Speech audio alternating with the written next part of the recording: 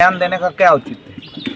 वही सब मिलकर जेल पहुंचा दी। अब कह रहे हैं निर्दोष हैं। और उदयराज जी इसलिए कह रहे हैं कि ठाकुरों के नेता बन जाएं, न्याय पर आस्था जताई जा रही है। इन फालतू पे बातें हम ध्यान नहीं देते। संविधान के हिसाब से जो सही होगा वो होगा। नाक रगड़ते देख रहे हैं सत्य को।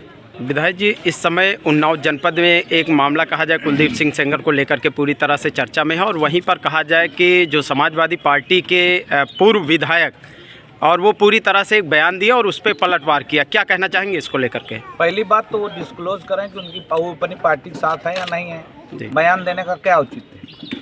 वही सब मिलकर जेल पहुंचा दी। अब कह रहे हैं निर्दोष हैं।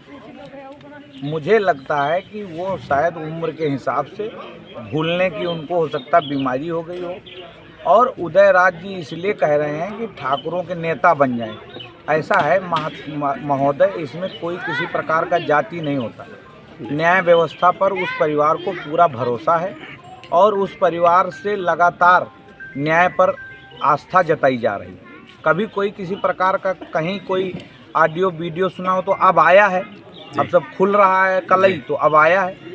ये सब बातें हैं फालतू की, और मुझे लगता है इन फालतू पे बातें हम ध्यान नहीं देते। और हमारे यहाँ संविधान के हिसाब से जो सही होगा वो होगा।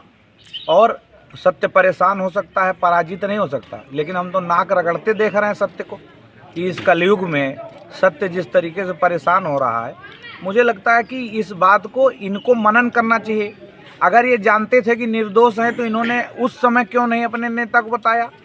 ये सब इनको टिकट नहीं मिल रही, इनको सपा से निकाले दे रहे हैं लोग, तो इसलिए ये परेशान है कि किसी तरीके से बैलेंस बना के ऐसी वैसी अपने लड़कवा सेट कर ली है कोनो पे। ये है इनकी तकड़ी रणनीति, और कोई रणनीति। ये कुलदीप सेंगर से सहानुभूति नहीं रखता है, ये खाली राजनीतिक रोटी सेक रहे हैं। अभी तक काहे नहीं बोले? अभी तक क्यों नहीं बोल रहे हैं जी? हमने तो कोई बयानबाजी नहीं की और ना ही मुझे बयानबाजी कोई करना है। ये फालतू की बात है।